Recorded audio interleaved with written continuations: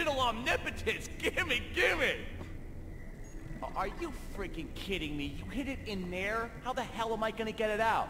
You know what, Harold? Leave it with me. I'll dig into it.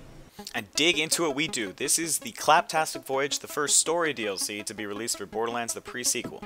Now, the story here is pretty bare bones, in which you, the Vault Hunter, is tasked to obtain the H-Source, a really powerful device that Tacitor hid inside of Claptrap's mind sometime before his death in the pre-sequel. And once found, you are then to deliver it to none other than Handsome Jack. Now, although basic at first, the story quickly shifts gears and makes you almost forget about that main objective. And in doing so, it actually tells a deeper story in the process. One that actually made me feel for Claptrap.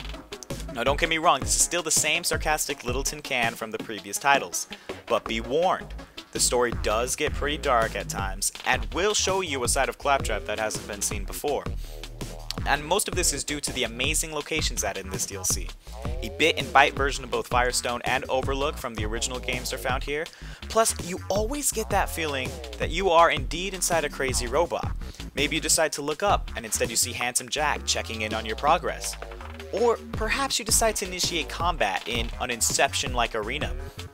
But with all that being said, this is still a Borderlands game. And that means that there's loot. But not just any loot. The game has added these new glitched weapons to its existing list. And to my knowledge, no manufacturer has been excluded from this new makeover. These weapons also possess random hidden abilities when reloaded. It could be something as simple as shooting in burst fire mode or unloading your entire clip without warning. However, those aren't the only changes. The DLC has added a new mode of transportation via these light beams. They shoot you across or down any location. And they also add to the overall visual appeal of the game when seen from afar. Then we get to these new volatile bits. When shot, they will administer certain effects depending on their color. Green will shoot poison darts at enemies, while red will shoot healing orbs towards the player. Plus, we will periodically see advertisements while playing the game. Yes, legitimate advertisements. But they are all nice treats to help interrupt us from the combat. Also, the side missions are really well done in this game, especially one where a Jack-in-the-Box is determined to find Claptrap's deepest fear. Spoiler, it's stairs. Now, that doesn't mean that this game is without its flaws. For one, these technically new enemies introduced don't feel new, as they feel like enemies that we fought before in the previous Borderlands games.